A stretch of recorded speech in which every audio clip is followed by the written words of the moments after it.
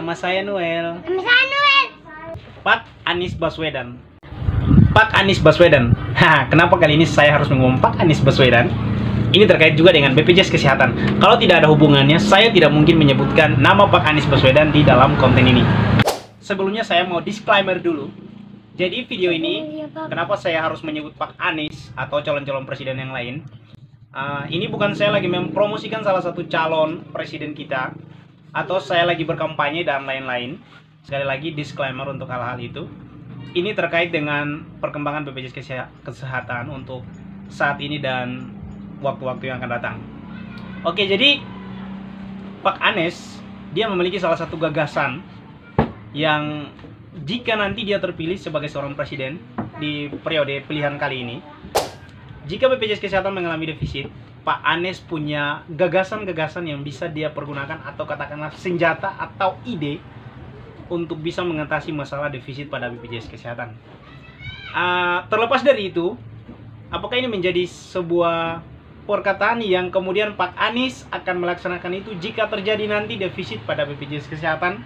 Tetapi kalau menurut saya di sini bukan berkampanye atau lagi mempromosikan salah satu calon presiden kita, tetapi karena gagasan Pak Anies berbicara mengenai kemajuan BPJS Kesehatan atau strategi-strategi untuk menangani defisitnya BPJS Kesehatan, maka saya sangat tertarik sekali untuk mendukung program Pak Anies. Bukan berarti saya pronya ke Pak Anies atau pada pemilihan nanti saya harus memilih Pak Anies. Bukan. Saya sampai saat ini pun belum ada pilihan presiden. Belum.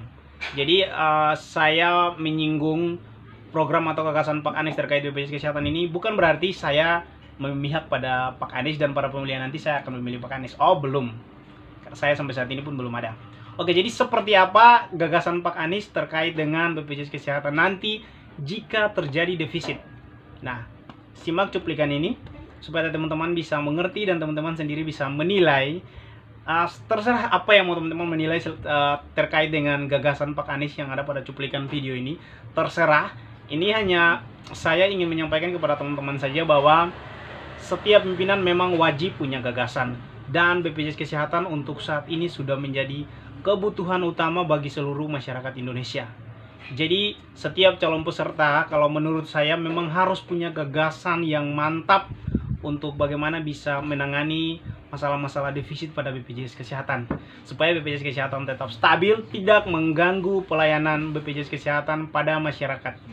Seperti ini video penjelasan, seperti ini gagasan Pak Anies. Bisa dilihat pada cuplikan berikut ini dan teman-teman silakan berkomentar. Bahkan multi stakeholder untuk mencari jalan keluar teknisnya. Tapi prinsipnya adalah pelayanan tidak boleh terganggu. Itu prinsip utamanya.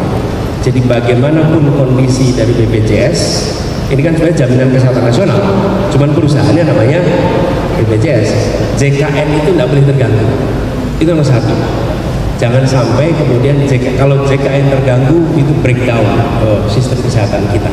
Nah, kemudian terkait dengan potensi kesulitan bayar, potensi isu solvensi, isu likuiditas dan lain-lain, itu harus duduk bersama mencari jalan keluarnya. Dan ini harus melibatkan multi unsur. Satu adalah para pelaku di bidang kesehatan, mulai dari rumah sakit, kemudian asosiasi profesi kesehatan yang relevan, kemudian pakar di bidang jaminan kesehatan, karena ilmu jaminan kesehatan itu beda dengan ilmu kesehatan. Kemudian yang keempat adalah pandangan warga atas kebutuhan jaminan kesehatan itu, lalu unsur pemerintah dan fasilitator duduk bersama, diberi waktu untuk kemudian menyusun roadmap penanganan ini. Oh, satu lagi, pakar keuangan, pakar perekonomian, sehingga kemudian kita bisa menyiapkan. Tapi dari misalnya ketika saya tugas sebagai presiden, maka perintah saya nomor satu, pastikan JKN tidak terganggu apapun kondisinya. Menteri Keuangan harus menyiapkan backup bila itu terjadi problem. Nomor satu. Yang kedua, diberi waktu untuk menyusun strategi penyelesaian praktisnya, diberikan durasi waktu. Lalu yang ketiga, meminta dukungan dari semua. Jadi apa yang dikatakan oleh Pak Anies ini, gagasan yang disampaikan oleh Pak Anies ini, kalau menurut saya ini memang sangat penting dan sangat baik sekali. Jadi walaupun memang kita tidak, misalnya kita tidak berada pada pihak Pak Anies, kita tidak memilih Pak Anies, tetapi gagasan seperti Pak Anies ini juga memang harus dicontohkan oleh para calon-calon yang lain. Jadi ini sangat penting sekali, karena BPJS Kesehatan itu tidak bisa dipandang sederhana atau rendah.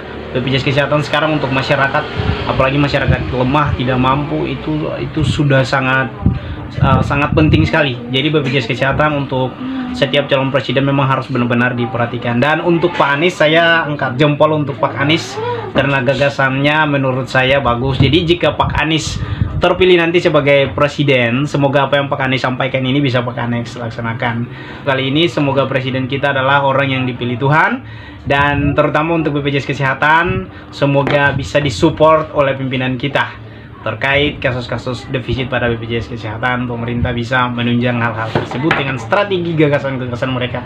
Terima kasih, sampai jumpa pada video berikutnya. Bye bye.